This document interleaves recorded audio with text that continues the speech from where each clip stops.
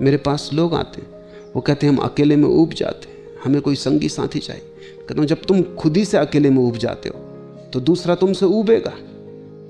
जब तुम खुद भी अपने साथ रहने को राजी नहीं तो कौन तुम्हारे साथ रहने को राजी होगा? और वो दूसरा भी अपने से ऊबा हुआ होगा, तभी तो तुम्हारी तलाश में आ रहा है। तो दो ऊबे हुए आदमी जब मिलते हैं तो तुम सोच सकते हो क्या परिणाम होगा, जो हर विवाह में हो जाता है। पति पत्नी ऐसे ऊब के बैठे रहते हैं। पति पत्नियों के चेहरे देखो, उनसे ज्यादा उदास चेहरे तुम कहीं भी ना पाओगे। अगर तुम पुरुष को जरा प्रसन्न देखो तो समझना कि पत्नी उसकी नहीं है जो पास बैठी, किसी और की होगी। अगर पुरुष को तुम रास्ते पे किसी स्त्री के साथ चलते हुए आनंद भाव में देखो, ये उसकी पत्नी नहीं, क्योंकि उसकी पत्नी के साथ तो वह ऐसा डरा हुआ और कपा हुआ और उदास और उबा हुआ चलता है कि तुम देख ही सकते हो, फौरन पहचान सकते हो। मुल्ला नसरुद्दीन ने एक दिन मुझसे कहा कि मैं आदमियों को देख के बता सकता हूं कि आदमी विवाहित है कि गैर विवाहित। मैंने कहा जरा मुश्किल मामला है। खैर, जो भी लोग आए मुझसे मिलने, तुम नोट करते जाओ और पीछे पता लगा लेंगे। उसने नोट किया और उसने बिल्कुल ठीक ठीक बता दिया। मैं थोड़ा हैरान हुआ कि तरकीब क्या है तेरी। उसने कहा तरकीब ये है, जो आदमी शादीशुदा है वो बाहर पड़े हुए बिछावन पे पैर पहुंचता है, जो गैर शादीशुदा है वो सीधा चला आता है। पत्नी का भय, तो कौन पहुंचता है पैर? अभ्यस्त हो गए हैं वो।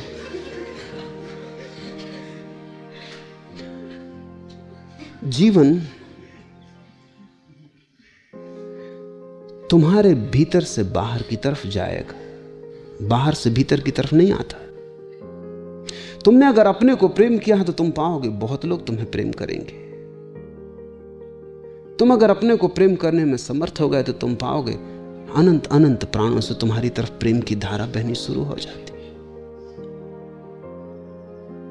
तुमने अगर अपने को प्रेम न कर पाए, जो कि तुम्हारे साधुओं की शिक्षा के कारण असंभव हो गया है,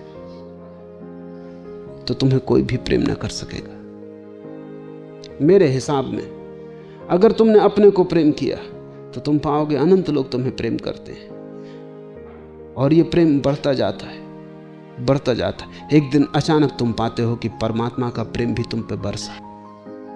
तुम योग्य होते जाते हो, तुम इतने योग्य होते जाते हो, तुम अपने आप में इतने पूरे होते जाते हो कि वही प्रेम की पूर्णता एक दिन तुम्हारे ऊपर परमात्मा की वर्षा बनेगी।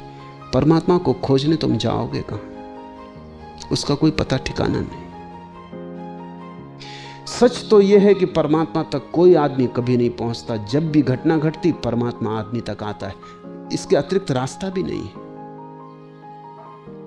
जिस दिन तुम योग्य हो और तुम अपने प्रेम से इतने परिपूर्ण हो और तुम इतने तृप्त हो अपने प्रेम से, तुम्हारे जीवन में कोई शिकायत नहीं है, कोई भिक्षा की इच्छा नहीं रही। अब तुम सम्राट हो गए हो, तुम आनंदित हो, जो तुम्हें मिला है बहुत है।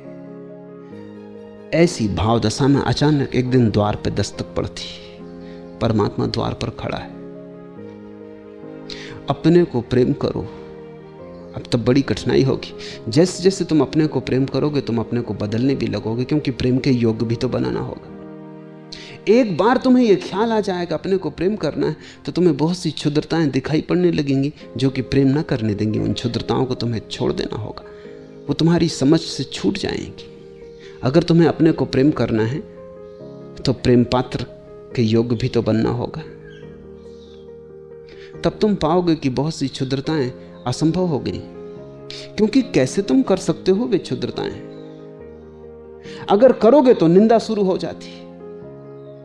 अगर तुमने जरा सी बात में क्रोध किया तो तुम खुद आत्मनिंदित हो जाओगे कि ये क्या क्षुद्रता है, ये क्या उथलापन है। जरा सी बात में और गर्म हो गया, इतनी भी शीतलता न थी कि इतनी सी बात को सह जाता।